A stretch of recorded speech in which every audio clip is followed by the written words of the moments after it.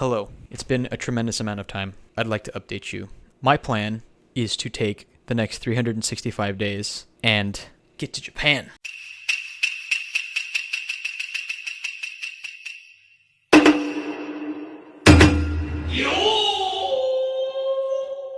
So what does that look like? Well, I think we have to start from why it is I actually left. It stemmed from me going to Japan with Borderlink. And Borderlink was it was a company that helped me get to Japan, and I think that was the main intention. I didn't ever really want to make teaching English in Japan my lifelong career because it doesn't pay well. And so what did I do? Well, I went to a coding boot camp. I moved from Osaka all the way up in like the Mino area, and I taught at some schools there. I taught about 3 schools there. I can talk about this now that it's been almost 2 to 3 years since I was in Japan. I'm not gonna tell you which schools they were, but I was teaching at schools kind of in that area. After I completed my contract, which was for 1 year, and then I decided to move to Tokyo. You know, it was pretty good. It was a little expensive, albeit, but I met some really cool people there, and I got to live in Tokyo for a little under a year. At the coding boot camp, you know, they have this idea that within 6 months of you leaving, you should somehow get a job, and some of us did. I had taken that 3 months to actually get into the coding boot camp, and I learned how to do some stuff, and it gave me a foothold in tech. It allowed me to put some tech experience on my resume, but I wasn't able to find a job quickly. And there's a rule in Japan, and I mean, I could be butchering this rule. If you don't find a job within 3 months of you leaving your previous job, then the Japanese government can actually just cancel the visa outright, unless, you know, you show them some proof that you have found another form of employment. After completing the coding boot camp, I was applying for positions, but nobody really was hiring somebody who only had about 3-ish months of coding experience, like as an apprentice, quote unquote. I had one of 3 options. One, I could continue to wait while I had a visa because it wasn't going to expire until, I believe, February of 2024. I could try to find a job within that year. I could have gone back to teaching English and then apply for jobs while being an English teacher, which is something that I actually recommend you do if you're thinking about becoming an English teacher. That was option 2. Option 3 is I go home. I come back to the United States. I go and I work a few jobs, get some experience, and see if I can then find my way back to Japan. And that's kind of what I decided to do.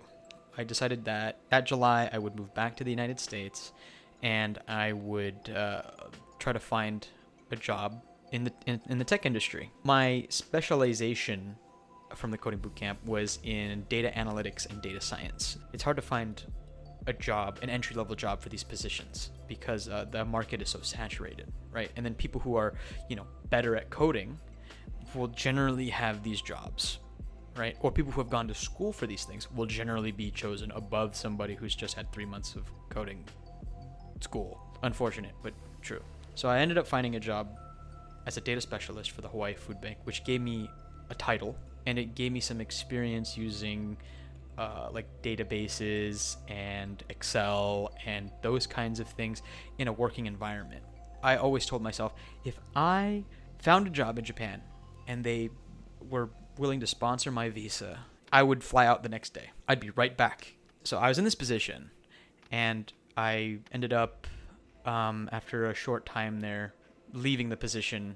While in the interim, while I was looking for another job, I ended up stumbling upon like an IT support job at a local MSP, which is a managed service provider. That's kind of like help desk for hire. And I kind of fell in love with that. I mean, and you know, I say what you want. It's just a really good foot in the door for any IT position. You know, I did that for a year. So I had another year of experience doing something along the lines of those IT. And that job recently ended, which is unfortunate, but it happens. The next step in my path is within this year is to get another job doing something that, or even in a better position with better pay, and save up $10,000, because that's kind of the requirement when you're going to a language school. But the main goal here is that in the next 365 days, I'm going to go back to Japan as someone whose intention is to live and work in Japan.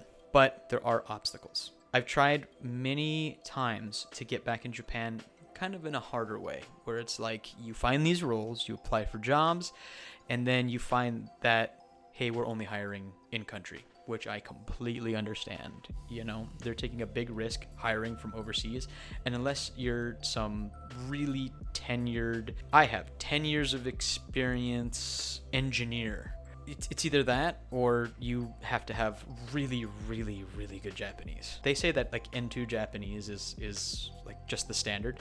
Like if you don't have N2 Japanese, a lot of these tech jobs you can't be in. I have attempted the N2 test. Unfortunately, I didn't pass, but you know, it happens. And I've applied to, I would say, over 1,000 jobs in the last 2 years. And I've gotten interviews, but it either comes down to we're hiring only people that are living in Japan right now, or work on your Japanese and next year apply again. So I've come to the conclusion that the only way that I can get into Japan, you know, this is not going down the teaching English role again, is if I go to a language school. If you go to a longer term within the language school, like a year, then they have to give you a visa, so that way you can attend the language school for that year. Doing that will not only help me improve my Japanese, but it'll also give me a visa and a way into the country. And while you have a student visa, you can also work a short amount of time. I can make money while I'm there. I can learn Japanese while I'm there. That's kind of what I wanted to do. And then while I'm in the language school, I will apply for jobs in country. Some of these tech jobs don't necessarily need Japanese, but they need you to be living in Japan. And then for my friend, he who shall not be named because he doesn't want his name in this thing, he's in charge of hiring for a local office in Tokyo, and he says that a language school visa to like a student visa to a working visa transition is super easy compared to a no visa to getting a working visa.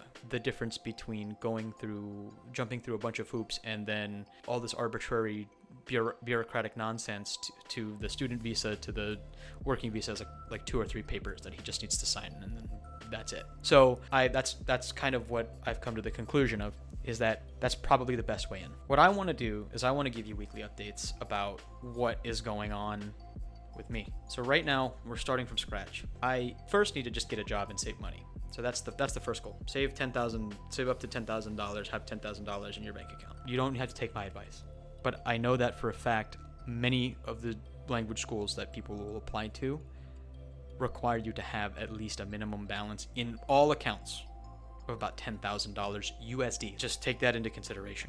Number 2, I need to actually apply to different language schools, and there are many places. I'll try to do some more research for that, and then I'll make a completely separate video on applying to a language school. But the idea is that this is kind of just me telling you my plan going forward. And then once I get into Japan and I have that visa, it probably is going to be for about 1 year.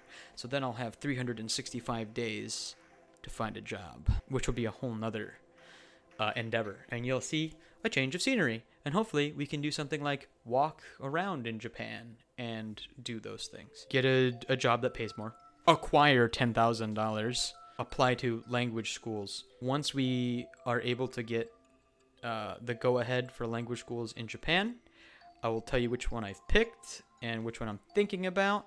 If you have any ideas, you, the beautiful viewer watching me right now, if you have any cool language schools that you've been to, please drop them in the comments. Or if you have anything that you want to even say or make some suggestions on, I'm all about it. So yeah, that's kind of the idea. That's my plan. Let me know what you think. I'll try to update you weekly. I love you. I'll see you in the next video. Goodbye.